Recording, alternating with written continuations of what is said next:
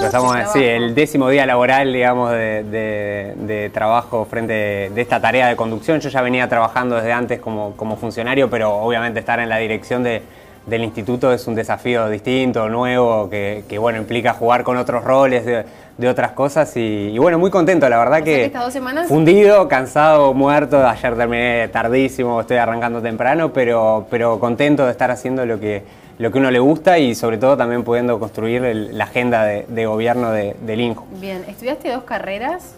Cierto. Economía. Pero soy bien igual, ¿eh? Sí. No te lo digo como algo, al contrario, te lo digo con admiración. Estudiaste economía y además sos politólogo. Sí, es cierto. Con 28 años, eso es un mérito. Sí, sí, capaz que no es capaz que lo más recomendable, si le tengo que recomendar a alguien que arranca de cero, es capaz hacer una cosa y después especializarte en otra. ¿Hiciste las 2 al mismo tiempo? Pero a mí se me fue dando una cosa bastante natural. Salí del liceo ahí, año 2004, terminé, 2005 tenía que anotarme, me anoto en esto, ¿no? Bueno, me anoté en las 2 y bueno, arranqué economía y arranqué en ciencias sociales. Y bueno, después yo fui haciendo más, fui avanzando las 2 carreras, pero mi vida más militante, milité ahí en el centro de estudiantes, en el CC, a mis amigos, mi barra, la fui construyendo en Facultad de Economía y bueno, hasta segundo, tercero lo pude ir haciendo más o menos las 2 cosas en paralelo porque la ciencia política me fascinaba como disciplina y por otro lado la economía me gustaba el vector sobre todo más de método metodológico, de métodos cuantitativos, ayudar a pensar la realidad como un modelo. Hay cosas de la economía que son que se aplican que te cautivan y que es una manera muy linda de ayudar a entender el mundo. Y bueno, y a partir de un momento paré un poco ciencia política, terminé economía y cuando terminé economía ahí recién retomé porque bueno, con la cuestión laboral ya era complicado hacer las 2 cosas al mismo tiempo, pero sí estudié mucho, digamos. Bien, pero ¿cuándo arranca tu vida política? O sea, ¿cuándo te metes en temas así más políticos, arrancás a militar? Muy chico. Sí, arranqué chico, yo tenía 16 años cuando arranqué a militar. Ahí una anécdota graciosa que ya la conté alguna vez, pero cuando arranqué a militar, me acuerdo, me armé una casilla de mail por primera vez. Claro, en ese momento todavía, o sea, fue hace muy poco tiempo, pero todavía el mail no era una herramienta tan difundida como ahora. Obviamente todavía no había redes sociales ni nada que se le parezca y bueno, busqué 2 juventudes políticas y mandé un mail a cada una y bueno, una de esas juventudes era la Juventud Socialista y ahí me respondió uno que es un gran referente. Hoy por hoy es el encargado del Sistema Nacional de Inversión Pública, Fernando Isabela, que era secretario general de la Juventud Socialista en ese momento, que me respondió... ¿Por qué hiciste mandar esos mails y cómo empezar es por ese camino? Mira, ahí yo siempre tenía algo que siempre cuento como algo que me marcó mucho, así como para la vocación de trabajar en la militancia y en las cuestiones más públicas, que es, mi abuelo fue muy militante dentro de la universidad, fue arquitecto, grado 5, participó en ADUR, estuvo en el consejo directivo central de la universidad, o sea, participó muy activamente y yo me crié escuchando esos cuentos, los cuentos de las reuniones, de cuando iban a las marchas, y bueno, si bien mis viejos no fueron tan militantes, quedó ahí como una generación en el medio, ahí hubo un pasaje de posta, digamos, de esas historias tan cargadas de mis abuelos en general, no solamente de mi abuelo, mi abuela también militaba, pero bueno, obviamente la persona que en eso tenía más protagonismo por su militancia, sobre todo académica, era mi abuelo y ahí hubo como un pasaje que se saltó una generación y bueno, me pasó la pasión por eso, por militar, por estar con otros, compartir desde lo colectivo, que creo que es algo que se lo recomendaría a cualquiera que tenga la oportunidad, sea en el barrio, en la asamblea, en la cuestión más del estudiantil o en la cuestión vinculada a la política. Creo que es lindo pasar, aunque sea lateralmente, pero en algún momento de la vida pasar cerca de esa experiencia es algo que yo por lo menos disfruté mucho y es muy interesante. Bien, ¿en qué barrio naciste o en qué barrio te criaste? ¿Qué barrio sentís tu barrio? Mi barrio es Villa Dolores. Yo nací ahí, me crié ahí en Julio César y Rivera, al lado de la escuela, digamos, que fui, y al lado del Jardín de Infantes, que también fui al Jardín 305 y después a la Escuela 98, ahí en Julio César y Rivera, donde tengo los primeros recuerdos de mi infancia. Tuve la suerte de ahí tener un grupo de maestros súper interesantes. Me acuerdo, una idea así, que me acuerdo clarito de la escuela, era salir al patio a empezar a entender qué que era un área, y hacerlo con la rayuela, bueno, y contar, y bueno, entonces, ¿esto qué será? ¿Un centímetro? Pero esto era centímetro antes cuando ahora es un centímetro cuadrado, porque había creo que esa experiencia de vida me marcó mucho. El Club Laiva, digamos, ahí había como un conjunto de instituciones en lo barrial que fueron muy interesantes, y bueno, ese es el lugar que uno, creo que la mayor parte de la gente siente un lugar como suyo en la vida. A algunos le toca que sean varios, a algunos es un grupo de referencia. Creo que el barrio que uno siente como propio dentro de Montevideo para mí es Villa Dolores, aunque ahora vivo en Palermo. Bueno, otro barriazo. Con una también ahí tiene una identidad, sí, se escucha, ahí suelo estar cerca de los fines de semana, escuchar la cantidad de grupos de tambores que salen por diferentes lugares, es un barrio que tiene una vida, una tradición, la sociedad civil, la verdad que es fascinante. ¿Y en qué punto, bueno, esa militancia que arrancó tan joven, con 16 años, y lo que fue transcurriendo después en la facultad, te marcó a tal punto de, bueno, continuar y saber que querías trabajar desde el Estado, del rol que fuera? Y fue algo como que se fue dando un poco. Yo tenía la suerte esta de haber podido hacer las dos carreras, entonces tenía como buenos méritos académicos en los llamados a estudiantes avanzados, que tenía lo bueno de que tenía una buena escolaridad por la carrera principal, y tenía como un complemento que me ayudaba a puntuar bien en general en las cuestiones. Y entonces ahí me presenté en el año 2008 a dos llamados, me acuerdo, uno en Salud Pública y uno en el MIDES, y bueno, quedé en los dos, y hubo una conversa ahí con el actual secretario nacional de Cuidado, Julio Bango, que me llamó a una entrevista cuando le dije, no, mirá, quedé en el otro, entonces me llamó directo él, que era el jefe y no el que me había hecho la entrevista, y me dice, no, y me contó lo que era el MIDES, y bueno, ahí el MIDES tiene una identidad de trabajo con la gente, digamos, realmente de sentirse de que uno está contribuyendo con el prójimo realmente en el día a día, en la tarea. Y creo que ese espíritu fue el que me fue llevando hacia el sector público. Ahí entré como asistente. O sea, ahí te convenció, te fuiste. Ahí me convenció, sí. Lo bueno o lo malo, parte de la culpa se la podemos echar a Julio Bango, actual secretario nacional de Cuidado, de que inicié ahí mi carrera, trabajo más en lo público. Había hecho otras cosas, había hecho de guía turístico, había hecho encuestas, había hecho otras cosas más ocasionales, digamos, más de changa, por decir de alguna manera, pero bueno, me metí más en la cuestión, y bueno, y ahí en 2008 empecé a trabajar como asistente en el MIDES, y bueno, luego después como funcionario, entonces en el instituto, y bueno, se fue dando ahí de hacer un recorrido hacia lo público, que obviamente iba confluyendo con algunas cosas de la militancia y de la acumulación más también teórica que uno tenía en el tema, y de que además podía volcarlo y tener las discusiones de los compañeros respecto a, bueno, cuáles son las visiones, se está haciendo bien, se está haciendo mal, que te señalan con el dedo. Creo que eso es parte interesante de poder conjugar un poco las dos visiones, pero bueno, primero de un perfil muy técnico, y bueno, más sobre el final con un protagonismo más político, que bueno, terminó también en esta designación. Bien, ¿y cómo llegas al INJU? ¿Cómo llego como...? Primero llegas como funcionario. Primero llego como funcionario, sí, me presenté un llamado dentro del MIDES para un proyecto que era de PNUD, y bueno, ahí quedé en ese proyecto. Ahí hubo una apuesta también a apostar a un gurí que era joven, ahí hubo una muy buena apuesta. Ahí tenías 23 años. Sí, claro, tenía 23, ahí... sí, la verdad que se la jugaron ahí los que estaban ahí, de decir, después más bien que me haya ido mal o bien, se la jugaron igual en apostar a un perfil bastante junior, digamos, para la tarea que le daban, y bueno, ahí fue que empecé a trabajar en el Instituto de la Juventud, en un área más de planificación del instituto, y bueno, al finalizar, cuando Marina es designada ministra por parte del presidente, las Juventudes Políticas del Frente Amplio le piden una reunión a Marina para proponerle mi nombre para estar en la dirección del instituto. ¿Y eso cómo se siente?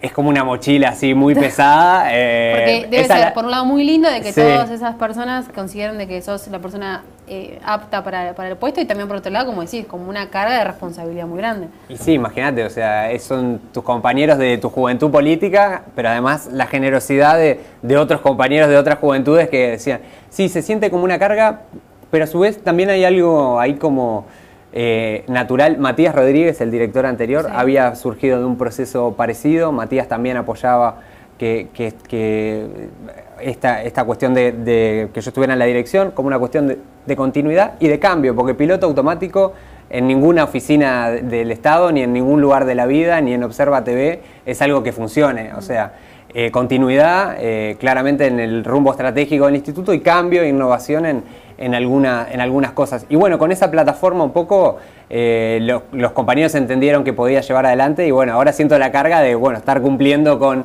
las expectativas que tienen los compañeros y que tienen los ciudadanos en general, porque esto no es solo una cuestión el gobierno no le rinde cuenta a los militantes, el gobierno le rinde cuentas a la ciudadanía.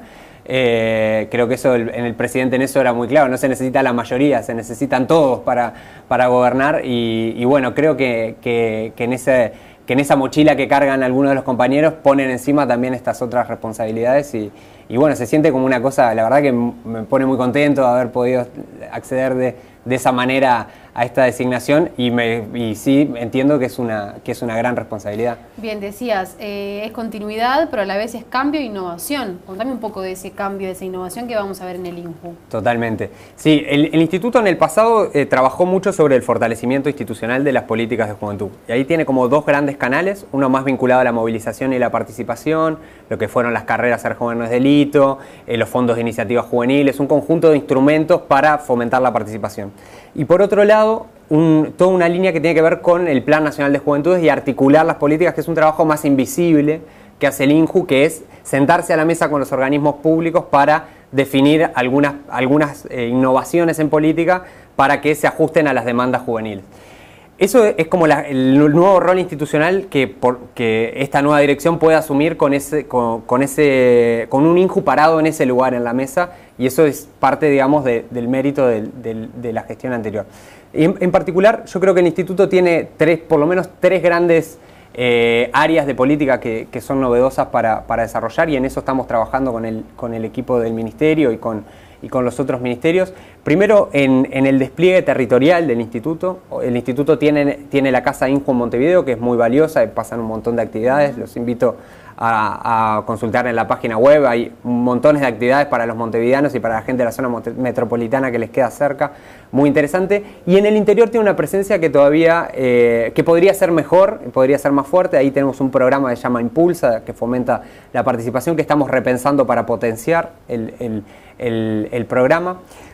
En segundo lugar, estamos pensando en el rediseño de tarjeta joven, estamos trabajando, esta es una novedad que te voy a contar, que todavía estamos trabajando tras de puertas, pero estamos trabajando en una plataforma de tarjeta joven en base a un convenio de acuerdo con los chilenos que han avanzado en esto, que se pueda trabajar no solamente convivir con la modalidad plástico, sino con una modalidad en el smartphone que pueda georreferenciar los servicios y los descuentos y además de transmitir convocatorias, etcétera, que conviva. ¿Es una aplicación? Es una aplicación que funciona como tarjeta joven, que vos la puedas presentar como si fuera el plástico, pero que a su vez georreferencia dónde tenés descuentos alrededor tuyo y los servicios sociales, que es algo que al Instituto Nacional de la Juventud, como parte del MIDES, le interesa mucho. Y bueno, ahí tenemos toda una línea que además se engancha con la generación de una línea dentro del ecosistema emprendedor de preincubación de ideas, que ahí también estamos trabajando. ¿Para desarrollarla?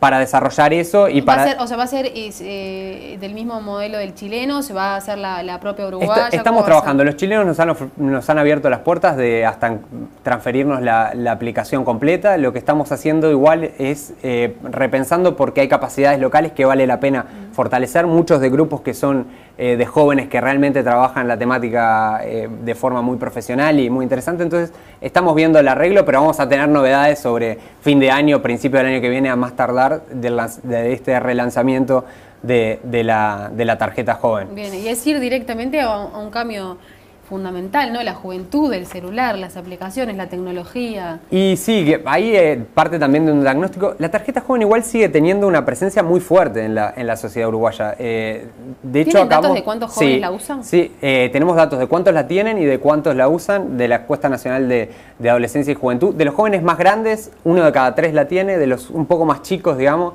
lo tiene 1 de cada 5 y de esos lo usa más o menos la mitad de los que la tienen, que dicen haberlo usado en los últimos 12 meses. Se usa mucho con el beneficio estrella, que es, sin lugar a dudas, el plan de Antel, ¿no? Que es el plan Inju, el plan joven de Antel es claramente el beneficio estrella, pero bueno, tenemos la esperanza de que, la convicción. Porque a veces tengo la percepción de que se desconocen los beneficios, de que muchas veces no la usan por desconocer de repente para qué me sirve, ¿no? Como no tener presente. Nosotros tenemos la misma preocupación y la venimos teniendo hace tiempo, pero bueno, ahora podemos plantearnos, gracias al desarrollo de este tipo de innovaciones más vinculadas a la tecnología, de replantearlo. Hoy por hoy también tenemos datos de la encuesta de juventud que los jóvenes tienen smartphone con conexión a internet en una proporción cada vez más alta. Más del 60% están teniendo aparatos que tienen posibilidad de conexión y es una tendencia muy dinámica que va creciendo. Cada vez son más populares los teléfonos que pueden acceder a esta tecnología. Entonces ahí nosotros tenemos un dispositivo que ya está masificado, mucho gracias al esfuerzo del propio Antel, y bueno, estamos trabajando en poder generar esta innovación, ya te digo, en tarjeta, que es sobre todo por la preocupación en el uso. Y en el segundo semestre vamos a tener ya las novedades, depende un poco del camino que se opte, más de un desarrollo más local o una adaptación de la tecnología, pero los técnicos del instituto y los técnicos del Instituto de Chile están trabajando en conjunto para ver cuál es la modalidad. Ahí tienen la orden de apretar el acelerador al máximo para que efectivamente podamos estar llegando a este relanzamiento en breve. Bien. Santiago, ¿qué otras cosas vamos a ver en esta nueva gestión? Hablabas de uno de los primeros pilares que era de acercamiento. De acercamiento. Mira, te decía que teníamos como tres líneas, me quedó colgada la tercera y te la engancho con esto para que quede que hoy la ministra definió que el programa Jóvenes en Red, un programa para jóvenes que no estudian ni trabajan y están en situación de exclusión social, esté más recostado sobre el Instituto de la Juventud de lo que estuvo en la administración anterior. Y eso es un gran desafío para las políticas de juventud, pensar en un componente focal dentro de una estrategia de juventud para sectores juveniles que la mano del Estado había estado muy lejos durante mucho tiempo y que, bueno, efectivamente a través de este tipo de propuestas que hoy por hoy funciona en 9 departamentos y que en 42 puntos territoriales y que efectivamente puedan no solamente integrar a los jóvenes en la primera instancia de acercarlos a la matriz de protección, sino que una vez que estén en la matriz de protección, que efectivamente tengan trayectorias exitosas ¿Y qué rol va a jugar el INJU en todo esto? ¿De qué manera va a participar? Primero en un rol formal, directo, en cuanto a rediscutir, digamos, el dispositivo Jóvenes en Red y pensarlo muy cercano a Uruguay Crece Contigo, otra estrategia de trabajo con jóvenes, con jóvenes no, en realidad con madres y padres, pero que se sabe que en un porcentaje muy alto de ellos son jóvenes, me traicionó ahí el subconsciente. Y con otro programa que también tiene el MIDES, que es Cercanía CETAF, que los tres van a estar en esta administración dentro del ministerio y que estamos trabajando en construir metodologías comunes para hacer más eficaz y sobre todo no duplicar esfuerzos en lo que tiene que ver con la integración social en la población más excluida. Esa era como la tercera de las líneas de innovación, creo, más fuertes que tiene este periodo. Bien. Se habla mucho del tema de los jóvenes y que los jóvenes esto y toda esta muchas veces estigmatización que hay con el tema de los jóvenes. Bueno, siendo parte de un joven, porque tenés 28 años en este país, con 28 años yo tengo la misma edad que vos, somos muy jóvenes. No, ¿de qué manera vas a trabajar o se va a encarar para, bueno, también ir contra ese pensamiento? Sí, ese punto que mencionás es clave y en eso decíamos de los dos carriles que ahora me traías. El primer carril que tiene que ver justamente con, en una sociedad envejecida como la uruguaya, todos los que fuimos jóvenes, que fuimos todos, sabemos que el rol que se le ha puesto a los jóvenes tradicionalmente ha sido un rol más vinculado sí a la estigmatización, al peligro, al miedo. Había una consigna que creo que fue mal interpretada por una parte de la oposición y que nuestra voluntad es mantenerla, que es una consigna que tenía más de 2 décadas en el Uruguay y que creo que habla mucho del lugar que tradicionalmente le asignó esta sociedad a los jóvenes y la respuesta que eso generaba en los jóvenes, que es ser joven no es delito. Y la marchita, el himno de la juventud política de la que vengo yo, de la Juventud Socialista del Uruguay, la canción fue escrita por Álvaro García en los 80 actual director de OPP, y dice: para hacer sentir el grito que ser joven no es delito. Creo que hay que dar vuelta al país. O sea, realmente hay un rol activo que esto se traduce en posicionar a los jóvenes en un lugar positivo, y esto se traduce en apoyos económicos directos a los jóvenes en todo el territorio nacional, en los proyectos que realizan, y en que eso se difunda a nivel comunitario y que se sepa qué otras acciones realizan los jóvenes a nivel territorial. También es en actividades como la carrera, pero también es el arte y juventud que realizamos en el interior del país, que esta va a ser su 7ª edición, la próxima que realicemos va a ser esa, que moviliza, es algo parecido a lo que fue la movida joven en Montevideo, pero más a nivel del interior del país, que se viene desarrollando desde la primera administración de Tabaré. O sea, hay un conjunto de herramientas, de incentivos, de estímulo para que los jóvenes no sean puestos en el banquillo de los acusados, sino que realmente puedan generar noticia también por las cosas positivas que realizan, que son miles. Yo no te puedo explicar la cantidad decíamos, estoy cerrando mi 2ª semana, pero no hay día que no firme una declaración de interés, que no haya firmado una declaración de interés de algún grupo de jóvenes que viene a presentar su idea para hacer algo y para mostrar algo, desde videos educativos, de todo un poco. La verdad que es fascinante el mundo juvenil. Al pasar por allí dijiste, bueno, que no lo entendió o que le cayó mal a la oposición. Explícame un poco más eso, decir que el eslogan se tomó un poco... Yo creo que se tomó como que si era parte de una campaña particular por el plebiscito, y era una cuestión mucho más general y mucho más amplia, y así siempre lo destacó el director anterior del Instituto, Matías Rodríguez, y yo lo comparto plenamente, y creo que una parte muy importante de las organizaciones juveniles de esos partidos lo entendió muy bien y entendía bien el sentido de nosotros. No fue algo que fue en el momento, venía de antes, porque si... Es algo... Porque en el momento podía llegar a pero sonar no, empezó antes, la primera carrera empezó antes que estuvieran juntadas las firmas, bastante antes. Bien. Sí, más de un año y medio antes que estuvieran las firmas juntadas. Pero el instituto también tiene un muy buen vínculo en general con las juventudes políticas de todos los partidos. Nosotros el año pasado, el anterior, realizamos un debate que tuvo muchas instancias participativas, y una fue con partidos políticos, y ahí la verdad que algo que uno, es como Uruguay es el mejor país, ¿no? Para decirlo más como ese cliché que suena tanto, pero ver a los jóvenes de las juventudes políticas de todos los partidos en ese momento con representación parlamentaria en una mesa discutiendo respecto a las políticas de juventud, y ver que hay muchos acuerdos, quizás más que disensos respecto a la importancia de algunas acciones en políticas de juventud, es algo muy interesante, y que el INJU ha tratado de cultivar, y que en el futuro lo va a seguir haciendo, tanto con los jóvenes del Partido Nacional, que tienen una organización muy fuerte. Ahí Gonzalo Baroni, su presidente, además que fue compañero mío de militancia en la Facultad de Economía, que él estudió Economía también, es un tipo sensacional, y realmente da gusto que tener una oposición con la cual el gobierno se pueda sentar a hablar de esa manera. Bien, a veces, no sé, me imagino puede llegar a pasar que hay más acuerdo, buen diálogo entre los jóvenes, que después lo que podemos llegar a ver en la tele, en el noticiero, los grandes mandos después puedan llegar a transmitir.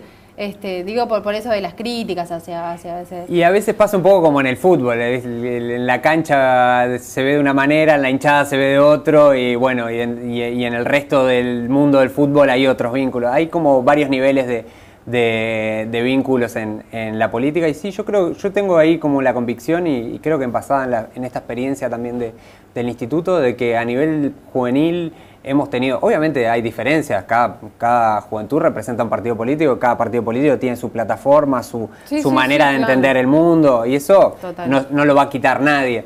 Pero a pesar de eso, creo que a nivel juvenil hay en general un buen relacionamiento entre muchos actores juveniles, no solo políticos, sino también de la sociedad civil. Bien. ¿Cuánto depende también de tu trabajo el relacionamiento con la ministra, ¿no? Me imagino que es muy importante.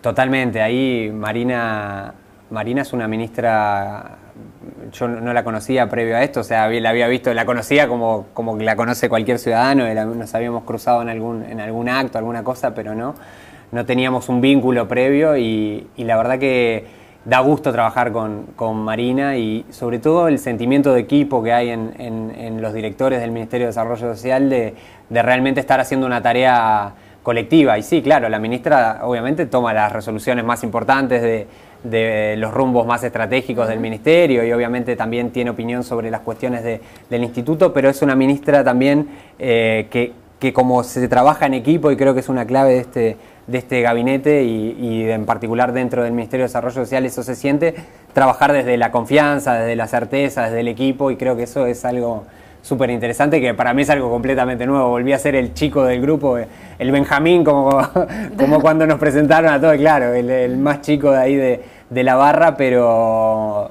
bueno, creo que es una experiencia que sin lugar a dudas me la voy a llevar guardada para toda mi vida, para contarle a mis nietos.